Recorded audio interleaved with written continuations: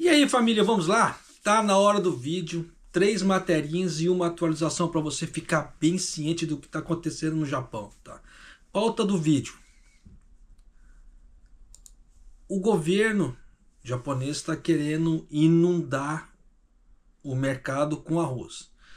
Quem se lembra da previsão que eu havia feito mais ou menos setembro do ano passado, quando começou o aumento do arroz? Eu havia feito uma previsão ali, que com esse problema do arroz, a colheita do arroz desse ano iria só tapar o buraco.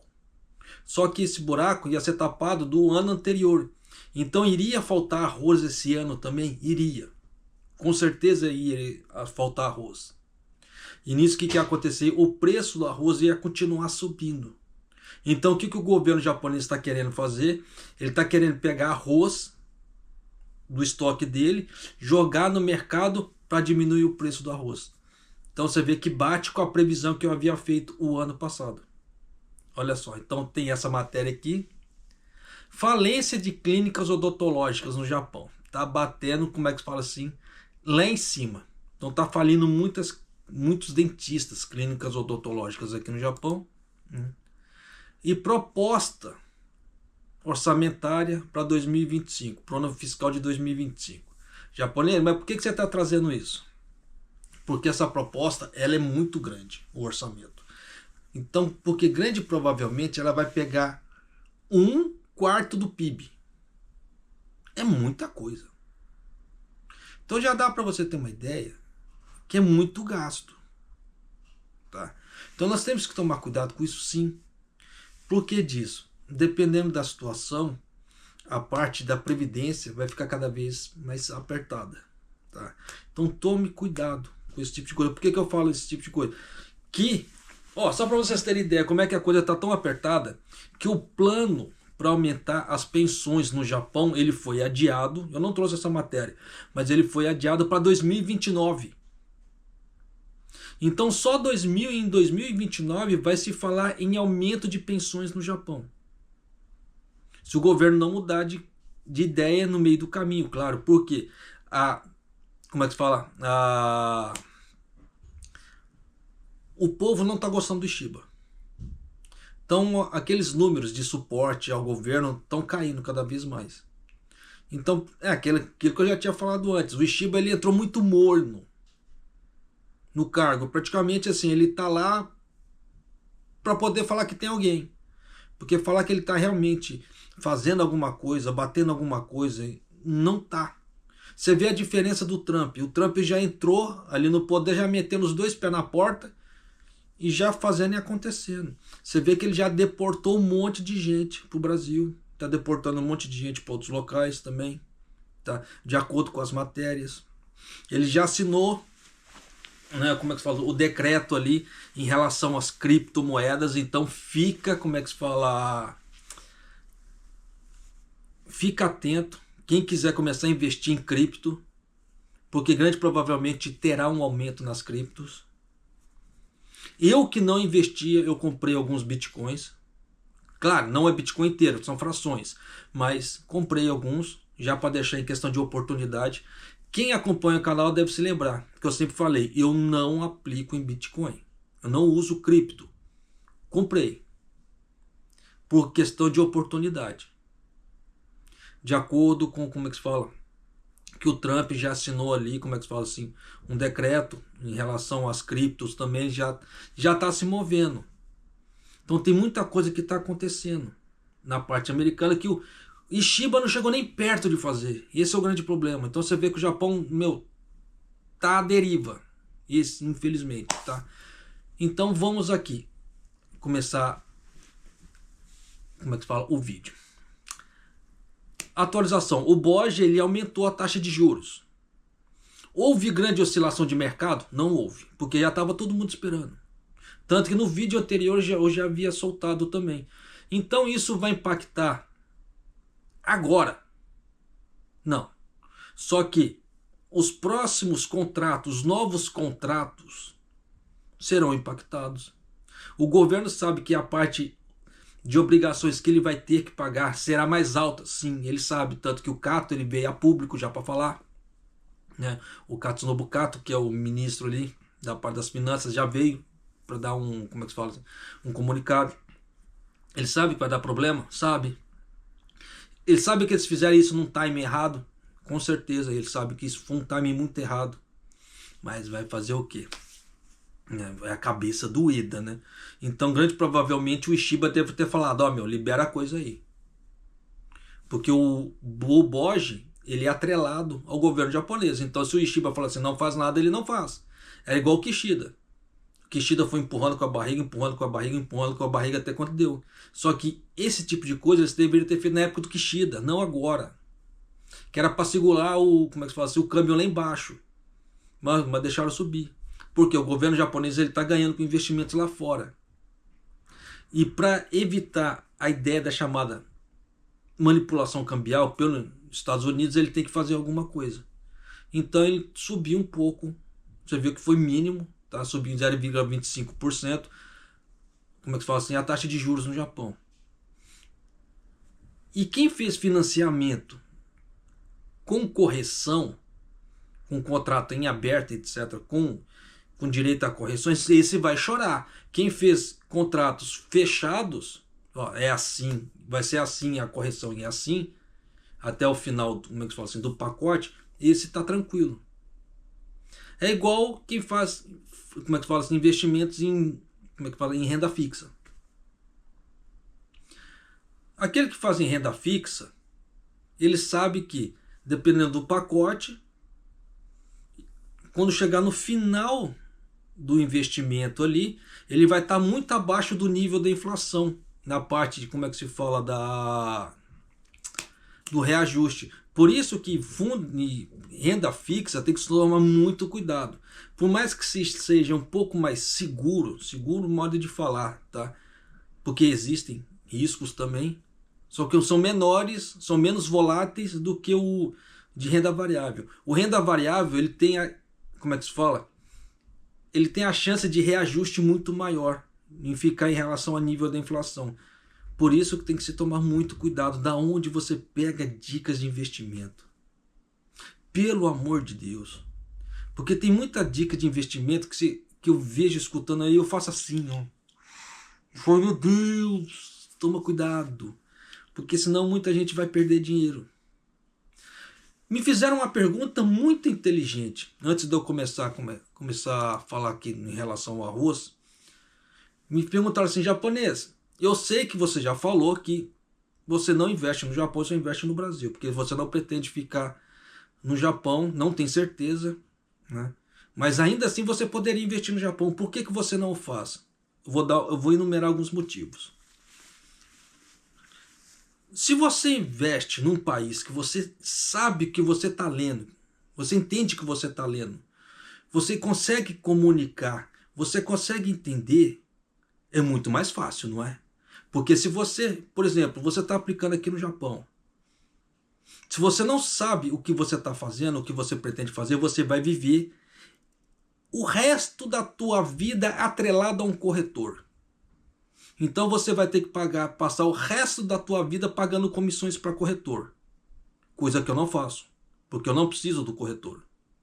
Então eu já salvo uma grana. Essa grana eu já consigo investir em vez de ficar pagando para os outros. Isso para começar. Se você consegue ler os contratos, você sabe aonde está a quantidade de juros que você vai pagar, os impostos que você vai pagar, porque você tem que pagar impostos. Porque tem que se tomar cuidado, porque é muito fácil vir como é que se fala assim, dito corretor e falar, meu, faz aqui assim, só que ele não te fala, dependendo, por conveniência, as taxas de juros que você, como é que faz, os impostos que você tem que pagar e outras coisas embutidas. Então isso é complicado pra caramba. Outro motivo, se você não entende de investimentos, você vai ficar dependendo de um corretor, ele vai te querer enfiar um investimento que às vezes não seja bom para você, bom para o seu perfil. Porque existe lobby na parte de investimentos também. O japonês dá um exemplo. Na parte médica, as farmacêuticas, né, elas costumam pagar comissões, desculpa, aqui. As farmacêuticas costumam pagar comissões para os médicos indicarem seu medicamento. Por mais que o medicamento seja mais caro que o genérico, ele indica ali, aí o médico indica, tem um carimbão ali na receita médica, e em cima daquilo ali, eles veem aquilo e pagam a comissão para o médico. Na parte de investimentos, a mesma coisa. Empresas, elas vão ficar, ó, empurra minhas ações para aquele fulano ali, para as pessoas ali. Dependendo daquele ali, não é um bom investimento. Mas se a pessoa não entende e ela confia no corretor, o corretor vai empurrar aquilo para ela e ela vai aceitar de bom grado. Mas aquilo não é bom para ela, não faz parte do perfil dela. Então, dependendo, ela vai perder dinheiro. Então, tem muitas coisas que você tem que tomar muito cuidado nessa parte. Se eu fosse elencar todos os motivos que eu acho aqui, meu, esse vídeo vai dar 1 hora só falando mal de coisa errada. Foi igual um vídeo que eu vi no TikTok. Eu não ia nem falar nada não, tá? Mas eu tô me coçando. Porque eu vi um vídeo de uma moça falando que é investidora ali, tá? Que não é para confiar nas automobilísticas, até aí tudo bem, tá? Que as automobilísticas estão caindo, isso aí realmente tá. Só que, devido, entre aspas, uma parte, tá, das explicações da devido, a taxa de natalidade. Não é taxa de natalidade, pelo amor de Deus. Taxa de natalidade, o problema da taxa de natalidade é para a questão previdenciária. O mundo globalizou, pelo amor de Deus, acordem. O mundo globalizou. Eles não precisam ficar só com engenheiros japoneses, tanto que eles contratam engenheiros de fora. E eu trabalhei em firma japonesa aqui, que a última firma que eu trabalhei, e é lá em Kakamigahara, tinha engenheiros americanos ali dentro, eles não falavam isso aqui de japonês. Era tudo falado em inglês. O Kachô, quando fazia reunião com a parte das pessoas, era toda em inglês. Ele fazia 2 reuniões, uma para japoneses, no caso assim, dos Chains, né? Depois pegava os estrangeiros e falava toda a reunião em inglês. Então eles não precisam, nesse ponto, de ficar em questão da taxa de natalidade, porque eles conseguem repor as pessoas assim, ó. A taxa de natalidade, que o Japão prega muito, esse tipo de coisa que está caindo, é para a questão previdenciária. É para ter garantia de recursos previdenciários. Então você vê que sim, existem diferenças nas coisas. As pessoas não se atentam nisso. E nisso dá problema, dá problema. Por isso que eu falo, meu, tome cuidado. Aonde você está pegando, como é que se fala assim? Só as dicas. Outra coisa. Para você que é investidor de carteira do estilo previdenciário, é totalmente do estilo trade. Aí as pessoas, o cara que quer te enfiar cursos ali goela abaixo, ele vai te mostrar aqueles gráficos tipo candle, né? Aqueles gráficos que parece que eles falam gráfico de vela. Ah, você vai aprender a ler gráfico de vela para você fazer. Se você é investidor de carteira previdenciária igual eu, você não precisa ler gráfico. Não precisa. Porque você vai ler o quê? Planilha. Você vai ler o quê? Prospecto. É diferente. Vai estar tudo escrito na tua língua. Por isso que é um dos motivos que eu não invisto aqui no Japão. Porque eu não sei ler tudo. Então eu não vou conseguir entender. Então, como é que eu vou investir em algo que eu não entendo? Se eu não entendo, como é que eu sei que vai ter lucro ou se vai ter prejuízo? O que a firma fez? Porque se você pegar lá no Brasil, tem sites já indicando tudo. Tá tudo esmigalhado. É só a pessoa aprender o que é PL, Score, algumas siglas, coisa bem básica. E ela lê as atas das reuniões. Em cima daquilo ali ela vai ter noção se a firma está investindo, se ela vai parar de pagar dividendos ou JPL, alguma coisa, de um certo tempo, ou a coisa vai ficar decorrente devido a algum investimento. Então você sabe o que você está fazendo. Então aquela ideia, você tem que ler gráfico. Não, isso é para quem faz carry trade, swing trade, day trade. Isso é para quem quer negociar. Só que esse tipo de negociação é tudo especulativo. Quem quer realmente fazer carteira previdenciária a longo prazo não precisa ler nada disso. A não ser que a pessoa queira assim, ver balanços mesmo mais aprofundados e outra coisa, aí sim você vai ler gráfico de candle. Eu sei ler gráfico de candle, eu leio? Não, para quê? Não tem necessidade. Se eu entrar lá na ata, lá eu fecho, a última reunião foi falado isso. O PL está em menos de 1. Então, se você sabe que o PL está em menos de 1, você está comprando ações mais barato do mercado. Ele está descontado. Se o PL estiver acima de 1, você sabe que você está comprando ações daquela empresa superfaturados. Estão muito mais caros. Em cima disso aí, tem um score dele que você sabe, dependendo, eles vão falar. Dependendo, você vai levar 6 anos para você conseguir recuperar esse dinheiro se você investir aqui em frequência. 8 anos, 10 anos. É isso que você precisa saber. Mas não, tentam enfiar umas coisas bem loucas. Por isso que eu falo assim, toma cuidado onde você vai investir, com quem você vai fazer curso, alguma outra coisa, onde você vai pegar dica de investimento. Porque tem muita pegadinha de mercado. Tem muita gente querendo enriquecer nas costas dos outros. Tem muita gente que não tem expertise, não tem, como é que se diz ali assim, a vivência de mercado, mas vai ganhar a vivência de mercado usando o dinheiro dos outros. Acontece muito. É igual outro dia, eu vi um vídeo de um moleque de 14 anos falando que é coach e que vai mudar a vida de todo mundo. Beleza, tonto de quem aceita um troço desse. É aquela velha história que eu sempre falo. Todo dia nasce o sol nasce bonito para todo mundo, mas sempre acorda um esperto e um otário. É na hora que o esperto e o otário se encontram, dá negócio. Fácil, tá? Então tem que se tomar cuidado pra caramba. Então tem muita coisa que nós temos que ficar esperto. É a mesma coisa anúncio de carros aqui no Japão. Tem muito anúncio de carro bom, bacana. Mas tem muito anúncio de carro, que os caras enfiam a faca na roubalheira.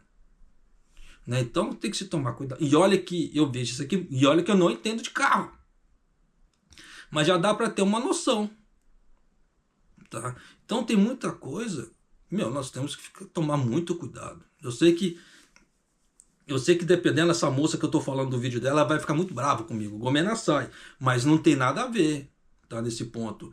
Taxa de natalidade com a queda da fabricação dos carros da Toyota. Porque a Toyota antigamente não tinha grandes concorrências como tem hoje, como tem a Tesla, tem a BYD e outras empresas. Então isso vai cair, vai impactar na Toyota? Vai impactar, porque antigamente não tinha metade da concorrência que ela tem hoje. Então ela reinava soberana. Hoje não reina tão soberana assim, porque a concorrência é maior. É a mesma coisa, a questão de celular. Tinha empresas que quando começaram, estava lindo soberano. Começaram a entrar num monte de concorrente ali, despencou as vendas. E aí? Só que aí vão colocar culpas em tudo quanto é raio, mas não vê que a culpa, entre aspas, é do mercado. Mercado assim, que é muito dinâmico, entrando novos players no mercado, etc. Então tem que se tomar cuidado pra caramba. Me desculpe, eu fiz uma introdução muito comprida no vídeo, eu não trouxe a matéria Gomena sai, me desculpa, tá? Eu poderia continuar falando esse tipo de coisa, outras ações, aquilo que eu falei, daria mais de 1 hora de vídeo.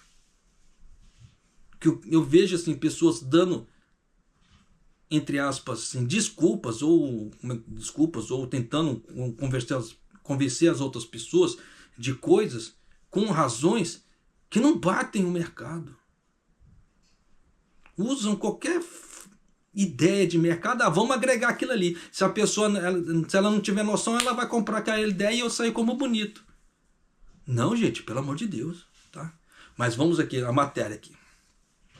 Então essa aqui foi mais ou menos a introdução em questão do aumento, tá, do governo agora.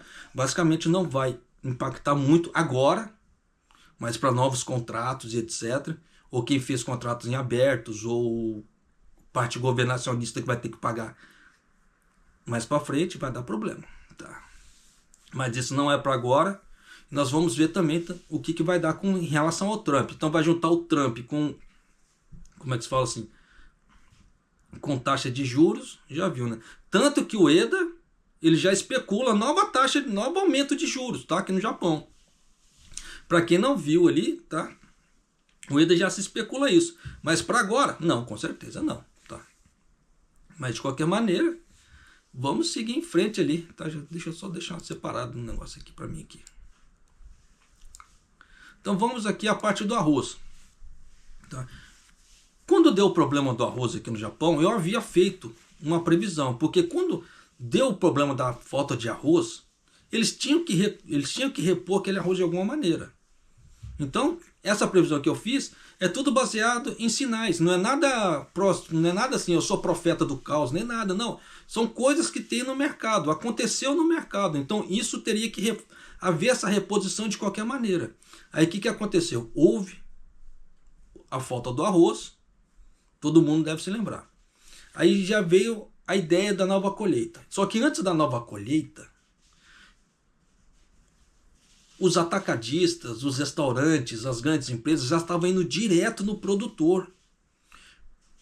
Eles não estavam passando nem pelos intermediadores, que nos casos seria a JA e outras cooperativas. Não, eles estavam indo direto no agricultor ali e falando, ó, a gente vai pagar tanto a mais pelo seu arroz. Estavam numa média de 30% a mais. Para poder garantir toda aquela safra para ele, toda aquela colheita para ele. Então o que acontece? O cara já comprava com 30% a mais. Então você já sabe que teria 30% a mais de aumento de qualquer maneira, porque ele não ia sair no prejuízo. Só que além dos 30%, ele tem a margem de lucro dele, que ele, dependendo da empresa, é mais 30%, 25%, 20%. Então você já coloca 30% do que ele já pagou, mais 30% da taxa de, como é que se fala? Da taxa de lucro dele. Só nisso já dá 60%. Aí se você contar gastos com logística, etc., chega a 100%. Foi o que aconteceu. Você viu que o preço do arroz em determinados locais subiu 100%. E é esse cálculo que eu estou te falando para você de cabeça. Só que o governo, você lembra que o governo falou na época? Não. Tá no início, tá tendo a safra tá bonita, tá gostosa, vai cumprir, vai estar tudo bem. Não estava, porque eu havia alertado, porque havia passado o Taifu, e chuva forte, então alguns locais perderam colheita, e não foram poucos. O governo ficou quieto, tanto que o governo não falou nada que houve perda de colheita na época. Só que agora, o ministro veio e já começou a falar, tanto que eu vou trazer isso para você e isso saiu na televisão, olha só. Então você vê que aquela ideia da previsão que eu fiz deu 100% ali na cabeça. Se eu tivesse jogado no bicho eu tinha ganhado, olha aí. 先月の米の相対取引価格は前の年の同じ月より 60% 上昇し、2006年の調査開始以降4ヶ月連続で最高値を更新しています。江藤農林水産大臣は今日、備蓄米の活用を検討する考えを示しました。今年に入っても高い状況が続くのではないかという予測がある。消費者の方々にもですね、安定的に食料を供給する義務が農林水産省としてはある。具体的には、米の流通が滞っていると判断される場合には、国が集荷業者に備蓄米の一部を売り渡し、市場への供給量を増やすことを検討しているということです。売り渡した米は流通が安定した後、国が同じ量を買い戻す考えだということで、農林水産省はこうした方法が可能かどうか議論を進めることにしています。Vamos lá, né, que já deixei até passar muito. Olha só, dado que os preços do arroz permanecem elevados, o ministro da Agricultura, Floresta e Pesca, Eto, anunciou numa conferência de imprensa após a reunião do gabinete que consideraria a utilização do arroz armazenado para abastecer o mercado de forma estável. Então o que ele quer dizer? Ele vai fazer o quê? A ideia da oferta e demanda. A oferta e demanda, para quem não sabe, é o seguinte: se você tem muita oferta de produto e pouca gente quer comprar, está sobrando no mercado, aquele preço cai. Porque tem muita gente que não quer aquilo ali, está sobrando no mercado. Só que em contrapartida, se muita gente está procurando muito daquele produto e baixa a quantidade daquele produto, ele fica mais raro no mercado, ele aumenta de valor. E é isso que o ministro quer fazer. Ele quer socar arroz no mercado para cair o preço. Naquela previsão que eu havia falado que ia haver falta de arroz para esse ano também. Então o ministro ele quer socar arroz do governo no mercado para poder tentar baixar o preço do arroz no Japão. É bacana? Pô, é bacana, mas vamos ver da forma que ele vai fazer. Se ele for fazer esse tipo de coisa de forma orgânica, vai ser bom. Ele vai conseguir fazer assim, um controle da inflação. Mas se ele for tentar fazer na canetada, não vai dar certo. Tá? Mas de qualquer maneira, vamos lá. Existe a possibilidade de que a forma de como armazenado o arroz costumava ser limitado quando a produção de arroz diminuiu significativamente, isso possa ser mudado. De acordo com o ministro da Agricultura, o preço comercial relativo do arroz do mês passado aumentou 60% em relação ao mesmo mês do ano passado, marcando o quarto mês executivo com o preço mais alto desde o início da pesquisa em 2016.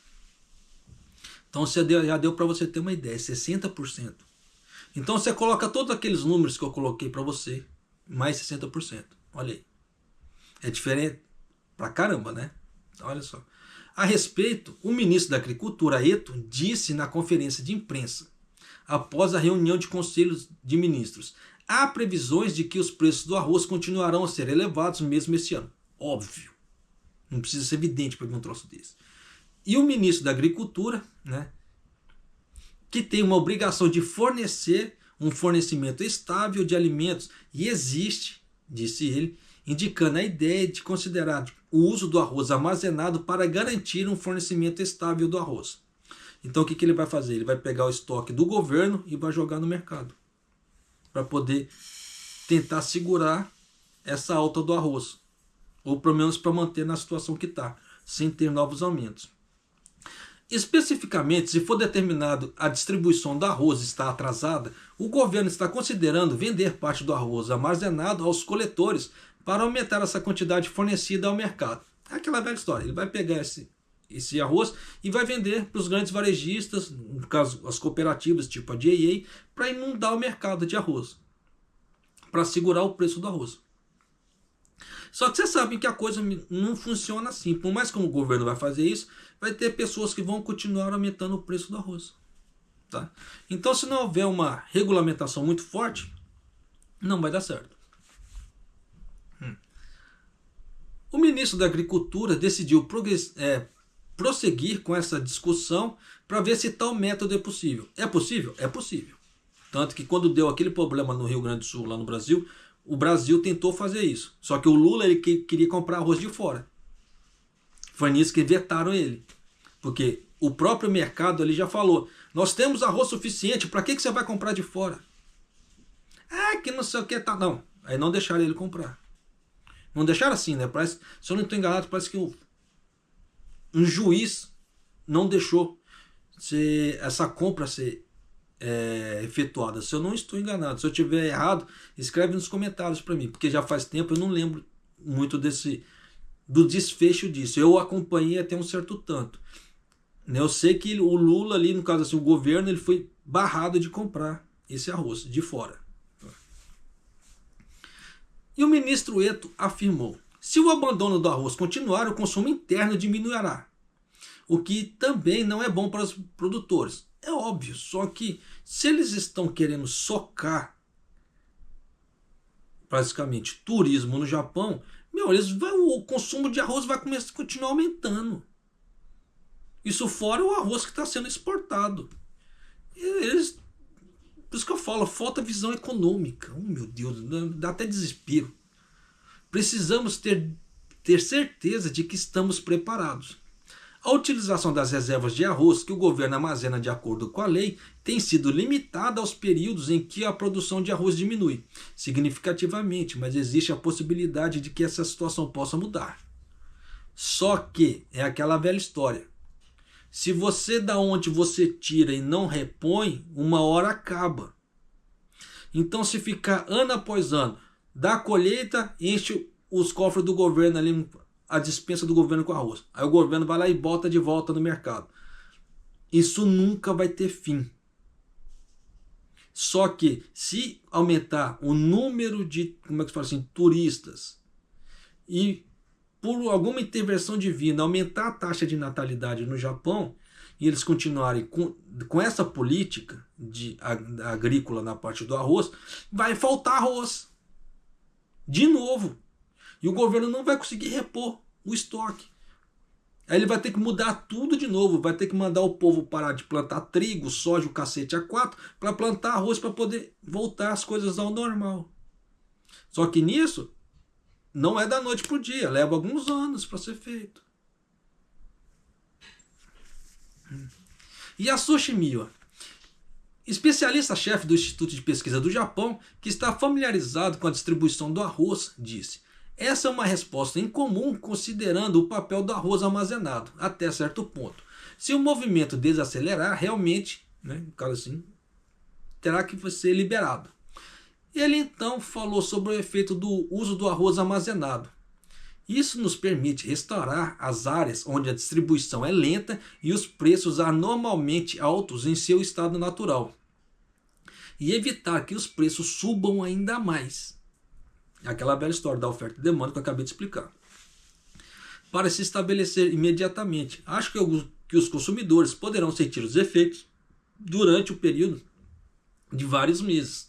Sim, se o governo durante vários meses for colocando ali, suprindo aquela, como é que se fala assim, aquela demanda que tem, uma hora ele vai dar aquela normalizada. Só que o grande problema é que vai abrir um buraco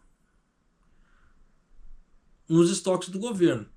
E se o governo ele fizer a reposição apenas comprando de produtores japoneses, isso não vai ter fim, esse arrombo. Entende? Por isso que eu falo assim que o governo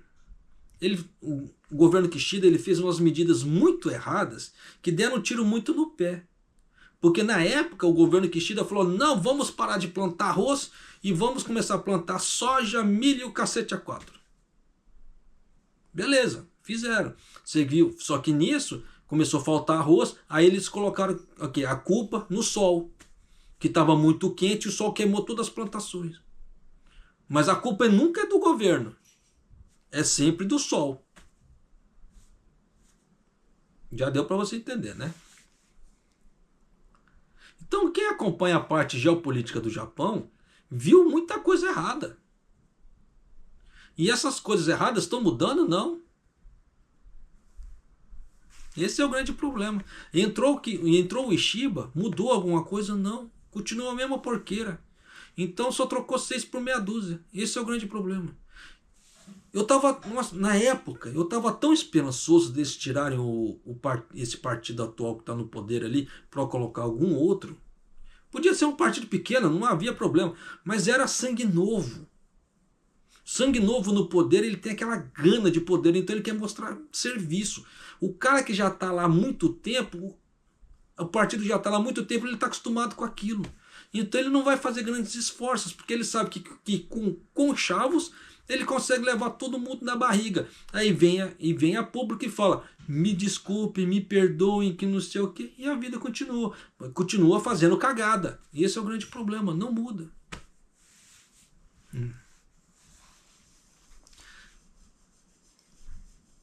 Relativamente à resposta futura do governo, é a seguinte: se os efeitos das alterações climáticas, viu aquilo que eu falei antes, nunca é culpa do governo, é sempre do fator climático, se tornar uma realidade todos os anos, a escassez de arroz e os aumentos de preço se tornarão uma situação de alto risco incomparável com o passado. É aquilo que eu falei.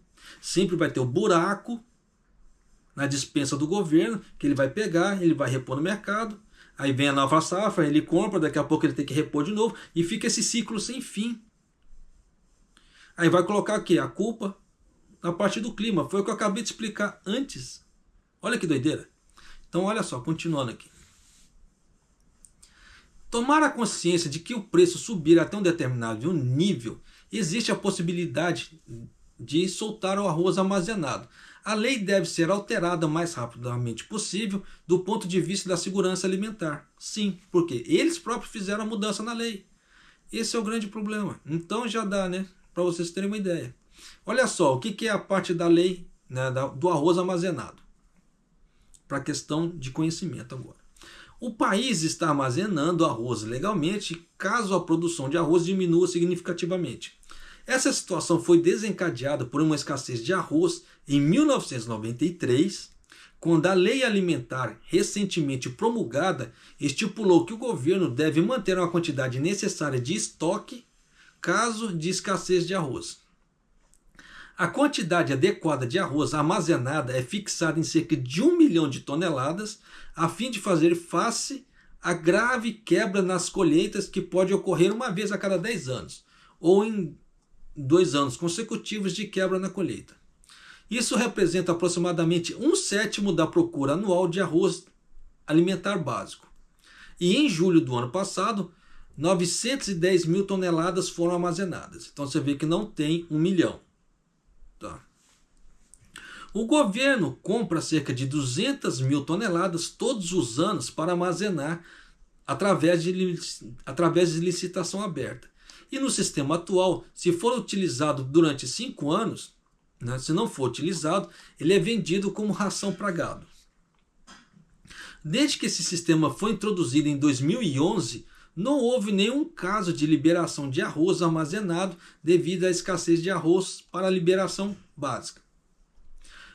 Os casos de arroz, né, que foram armazenados incluem 40 mil toneladas para distribuidores que sofreram os danos do grande terremoto no leste do Japão e 10 mil toneladas para o processamento no ano que devido à escassez de arroz como usado para matéria-prima, né, no caso assim, para fazer farinha de arroz, etc. No ano passado, quando os supermercados de todo o país ficaram sem arroz, alguns apelaram para a liberação do arroz armazenado, mas o Ministério da Agricultura, Floresta e Pesca optou pela posição cautelosa, o que era da política do Kishida, dizendo que a produção de arroz não tinha diminuído. Então você vê que o próprio governo ele mente, mas ele mente de uma forma tão descarada que já dá para você sacar como é que a coisa é. Então você viu que eles não quiseram soltar o arroz estocado, o preço do arroz subiu de forma cavalar e aí ficou. Então já dá para você ter uma ideia que confiar entre aspas, em governo dá dor de cabeça, dá muita dor de cabeça. Por isso que confiar em certos pontos também dá muita dor de cabeça. Repito, aquela moça do vídeo que eu vi lá do TikTok, vou me lançar, me desculpe, tá? Não foi a intenção de ficar criticando. Me desculpe mesmo, tá? Tanto que eu até me arrependo de ter falado do vídeo dela aqui. Já falei, me desculpe. Mas, como é que se diz assim? Mas porque tem coisas que usar como desculpa também não cola. É tenso pra caramba. Então você vê que umas coisas assim bem loucas, tá? Como é que fala assim? Com desculpas, para ver se pega as outras pessoas. Para ver se aquela desculpa cola. Ministro, é pra caramba, né? Como é que se diz? Para não falar outra coisa. Vamos lá, pulando de matéria aqui. Como é que fala assim? A parte de falência das clínicas odontológicas no Japão. As clínicas odontológicas, que antes eram mais numerosas do que as lojas de conveniência no Japão, então você vê que tinha mais dentistas, né, mais clínicas dentárias do que combines no Japão, estão cada vez mais fechando, incapazes de se adaptar ao envelhecimento da força de trabalho e dos altos preços das commodities. Eu ainda acho que é mais por causa dos altos preços das commodities do que da força de trabalho. É aquilo que eu falo, o mundo globalizou. O Japão está trazendo pessoas de fora. Então, falar que envelhecimento é culpa de certas coisas não é, porque aquilo ali pode ser reposto outras pessoas. Muitas empresas trabalham com estrangeiros, aquilo que eu falei. Né? Quando eu trabalhei lá em Kakamigahara, na Autopeça, que tem uma sede lá no México, engenheiros da fábrica eram americanos, só falavam inglês, não falavam japonês, os caras contratavam. Quantas pessoas trabalhavam comigo ali que falavam inglês? E aí? Não falava japonês. Então tinha muita coisa que, quando a firma quer, ela consegue. Funcionário. O negócio é querer. E ter condições de custear. Claro, se ela não quer ter dificuldade na língua, se a firma não quer crescer, quer aumentar a parte linguística, não quer pagar bons salários, não quer aumentar os salários, não quer... vai ficar sem funcionário mesmo. Aí coloca a culpa o quê? Na escassez de funcionários, na escassez de pessoas. E o que não é verdade. Tá? Mas continuando aqui. Alguns dentistas estão recorrendo à tecnologia digital para sobreviver, mas os equipamentos custam dinheiro e muitas clínicas não podem arcar com o investimento. De acordo com os dados da Teikoku Databank, o setor odontológico registrou um recorde de 126 falências e fechamentos entre janeiro e outubro de 2024, com um aumento de 1,8 vezes em relação ao mesmo período do ano anterior. Cada uma das clínicas falidas tinha um passivo de 10 milhões de ienes, no caso 65 mil dólares ou mais.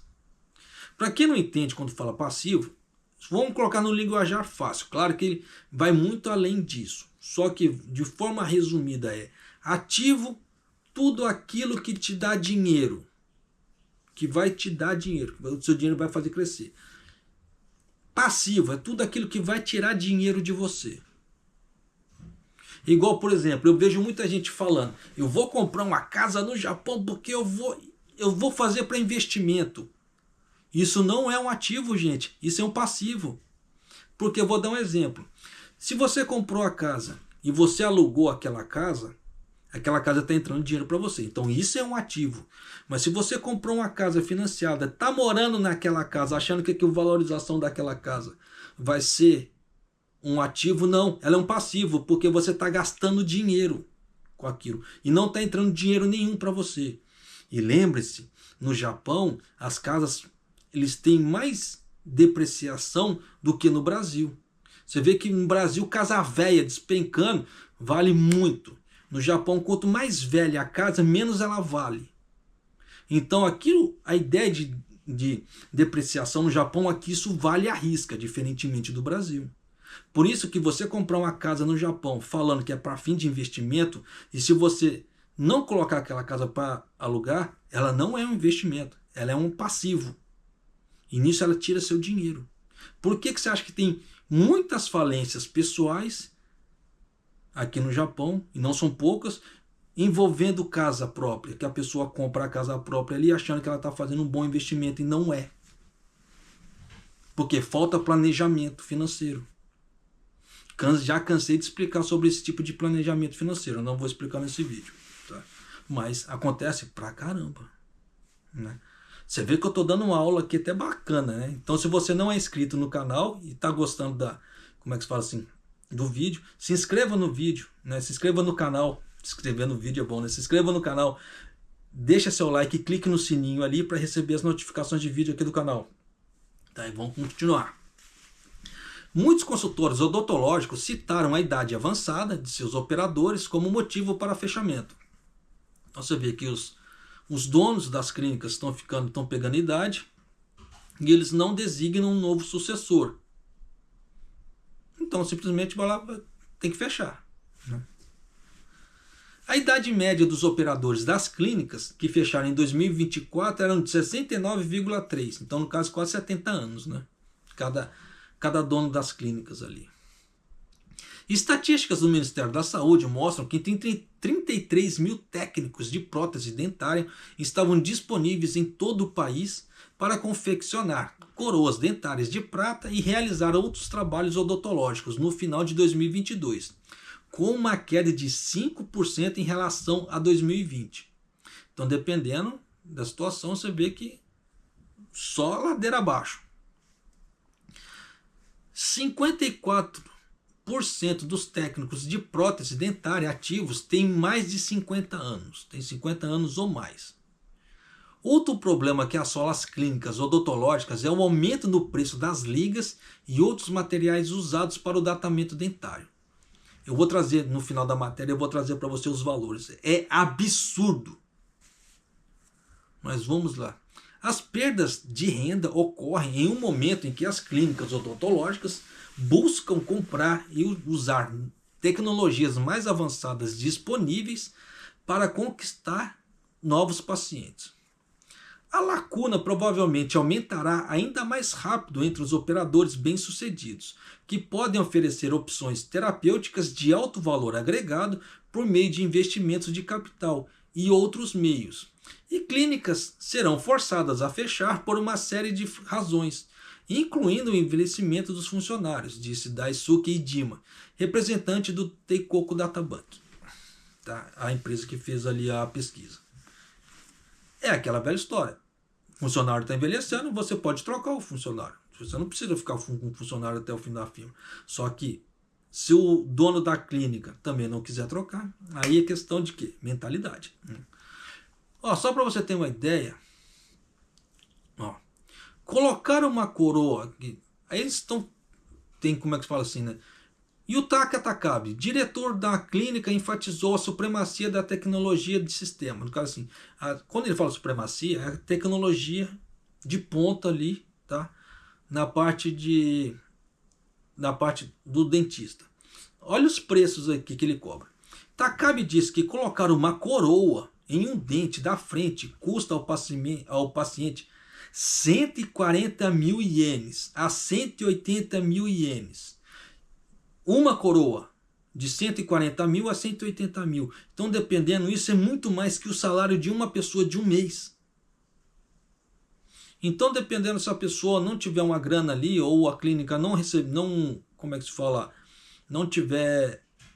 não parcelar para ela, ou de alguma forma, ela está lascada. Né? O paciente também precisa pagar de 80 mil a 140 mil ienes por obturação de dente no fundo. Então, para você fazer um tratamento de cárie de 80 a 140 mil ienes na parte do fundo, mas isso é claro, é uma clínica lá em Tóquio ali, o cara está cobrando caro, o cara está cobrando caro. Existem outros valores? Com certeza, bem mais baratos. Antes que alguém apareça no vídeo falando, nossa, japonês, você está mentindo esses valores. Com certeza tem locais mais baratos. Tá? Isso aqui está muito caro. Até eu acho um absurdo um troço desse aqui. Mas é o valor que esses caras estão cobrando lá em Tóquio. Então você vê que é um dos fatores que, dependendo, está fazendo muita clínica fechar. Preços muito caros. Entra pouco cliente. O que você acha que dá? Não dá o que presta, né? Deixa eu correr aqui. Como é que se diz? Porque senão não vai dar tempo, tá? Aqui é o orçamento do Japão para o ano que vem, já para o próximo ano fiscal 2025, porque o ano fiscal de 2025 ainda não começou, tá? Vai ser só no final de abril ali que vai terminar o ano fiscal de 2024. Aí no próximo mês já vem o ano fiscal de 2025. Mas olha só. 政府の新年度予算案は一般会計の総額が115兆5415億円で、当初予算としては3年連続で110兆円を超え、過去最大となっています。歳出では高齢化の影響で社会保障費が38兆2778億円、防衛力の抜本的な強化に伴い防衛関係費が8兆6691億円と、いずれも過去最大となりました。Vamos parar por aqui, porque tem muita coisa ainda. O vídeo tem mais de 1 minuto. Mas vamos lá. O governo apresentou a dieta, no caso assim, o parlamento, tá? Um novo projeto orçamentário para o ano 2025, com um total geral de mais de 115 trilhões de ienes. A proposta orçamentária do governo para o ano fiscal de 2025 tem um orçamento total geral da conta entre 115 trilhões 541 bilhões, né, de ienes. Olha só, é muita coisa, né? O que é o maior orçamento inicial para todos os tempos, excedendo 110 trilhões pelo terceiro ano consecutivo. Olha aí. Isso fora os suplementares, tá? Porque acontece alguma coisa no meio do caminho ali, que falta dinheiro, eles têm que ir lá imprimir mais dinheiro, só que nisso eles têm que pedir permissão para o parlamento. mas nunca fica nesses valores. Esses valores são sempre bem maiores. Tanto que na época do Kishida, teve uma época que num ano ele fez 2 orçamentos suplementares. Para você ver o tanto que o Kishida gastou de dinheiro. Em termos de despesas, as despesas com segurança social foram 38.277,8 trilhões de ienes, devido ao envelhecimento da população. Então você vem pagando pensão, parte de segurança social, etc. Para os idosos, 38 trilhões. Então você vê que o orçamento do Japão não é baixo nesse ponto de gastos. Tá? E as despesas relacionadas com defesa ficaram em 8.669,1 trilhões de ienes. E eles estão querendo aumentar esse suporte ainda mais. Então você vê que 8 trilhões gastos em defesa do Japão é pouco. Então você vê que eles estão querendo gastar ainda mais. Para quanto? Eles não falaram. Eles não soltaram a público para quanto que eles querem levar isso. Mas você vê que vai ser muito mais. Tanto que era para ser aumentado esse ano. Só que eles adiaram isso daí. Eles já adiaram bem mais para frente. Para quando? Só Deus sabe, tá? Porque cada hora eles colocam uma data. Então nem eu vou divulgar essas datas que eles soltaram. Porque cada hora eles mudam as datas. As despesas da dívida nacional que são utilizadas para o resgate e pagamento de juros de obrigações nacionais. O que isso quer dizer? Tem que pagar as dívidas do governo. Além, não tem esse aumento de juros que teve agora. Muitos estrangeiros compraram os títulos do governo. Então o que acontece? O governo tem que pagar, né? E ficou em 28.217,9 trilhões de ienes de pagamento em dívida, de juros de longo prazo. Olha só. Então com esse aumento de 0,25%, esse valor vai dobrar. Se com 0,25 ele já estava pagando 28 trilhões, com mais 0,25 que subiu, isso vai dobrar esse valor. Foi um bom momento? Aquilo que eu falei, não. Era um momento totalmente errado para o Ueda fazer isso, mas de qualquer maneira. Né? Então foi alocado também mais 1 trilhão de ienes para fundo de contingência, mas no ano fiscal de 2024. Né? Eles estão abolindo esse fundo de contingência, que está sendo reservado para uma dotação separada de mais de 1 trilhão de ienes para lidar com os aumentos de preços. Por outro lado, em termos de receitas, esperamos que as receitas fiscais atinjam um máximo histórico de 78 trilhões de ienes, devido ao forte desempenho empresarial, mas planejamos emitir novos títulos, então o governo vai fazer mais dívida. Infelizmente. Mais títulos governamentais de 28.649 trilhões de ienes para cobrir a escassez de recursos financeiros. O que isso quer dizer? Que está faltando dinheiro para o governo. Então o governo ele vai emitir título para cobrir o que está o arrombo lá atrás. É parecido assim, você tem 2 cartões de crédito. Você só pega dinheiro emprestado de um para cobrir o outro. E sempre assim. Um está cobrindo o outro. É a mesma coisa. Então, enquanto o governo não diminuir essa quantidade de títulos que ele inundou o mercado, isso nunca vai mudar. E a dívida dele só vai crescendo, porque ele está aumentando a taxa de juros. Então, ó. Né? Embora o montante de títulos públicos a emitir seja reduzido em mais de 6 trilhões de ienes, em comparação ao orçamento do ano fiscal de 2024, a situação fiscal continuará, uma vez que o Japão depende dos títulos públicos para 1/4 dos seus recursos financeiros. 1/4 do que o Japão vai ganhar, ele depende dos títulos públicos. Então, se você pega 28,649 trilhões, você multiplica por 4 e você já sabe qual que é o PIB do Japão. Tá? Uma média. Então já dá para você ter uma ideia que é muito dependendo? Não é muito pela quantidade de gastos que ele está tendo. E aí? E só está diminuindo. Por que você acha que o Japão está desesperado fazendo uso do turismo para ver se alavanca a parte das finanças? Você vê que eu venho trazendo matérias assim, que os estados do Japão estão colocando carga sobre carga de impostos, impostos de acomodação, imposto para banho, imposto para isso, imposto para aquilo. triplicando o preço da entrada dos castelos para aumentar a renda. Porque o governo japonês está desesperado atrás de dinheiro. Olha aí. Então vamos aqui. Na conferência de imprensa da reunião do gabinete, o ministro das Finanças, o Katsunobu Kato, tá? ele disse em relação ao projeto de lei orçamentária do ano fiscal de 2025, que vai ser submetida ao plenário ali. Garantirmos a transição para uma economia orientada para o crescimento impulsionada por aumentos salariais e investimentos. É essencial permitir que as pessoas experimentem uma sensação de riqueza. Aonde? Esse cara é meio doido, meu irmão. E respondam adequadamente às mudanças estruturais que a nossa sociedade enfrenta.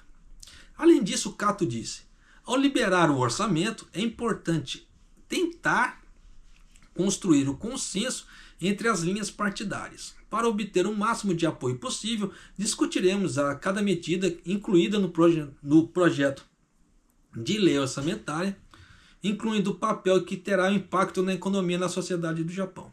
Tá? Você vê que ele disse e não falou nada. Tanto que, em relação à oposição do Japão, o governo japonês está empurrando com a barriga o máximo que ele pode.